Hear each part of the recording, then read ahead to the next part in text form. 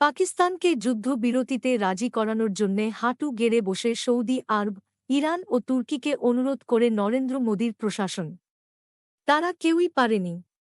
তারপর আমেরিকাকে অনুরোধ করে মোদী প্রশাসন এবং যুদ্ধবিরতি হয়।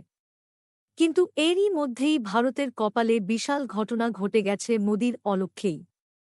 ভারত রাফায়েল এস-400 মিগ-21 ইসরায়েলের পাঠানো ড্রোন হারানোর পাশাপাশি হারিয়েছে অনেক এয়ার বেইস, শতাধিক বর্ডার পোস্ট, অস্ত্রাগার, brigade headquarter, missile depot, artillery unit সহ শখানেক সেনা।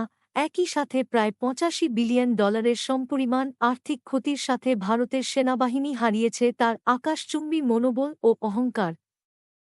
পাকিস্তানের সাথে অন্তত একবার যুদ্ধ জয়ের বাসনা।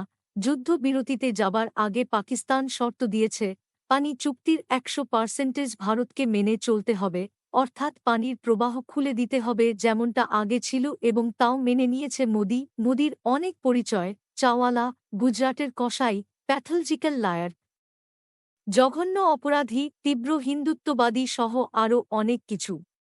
সেই মোদি বুঝতেই পারেনি, সে শুধু ভারতের গৌরব, দুনিয়ার শ্রেষ্ঠ বিয়োগ ৩ নম্বর সেনাবাহিনীকেই ধূলিসাৎ করেনি, বরং ভারতকে ক্রমে ক্রমে খাদের কিনারে নিয়ে গেছে। বাকি রইল শুধু ধ্বংসের পালা।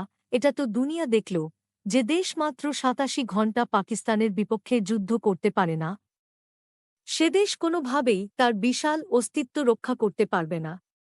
অর্থাৎ ভাঙন শুরু হল ভারতের।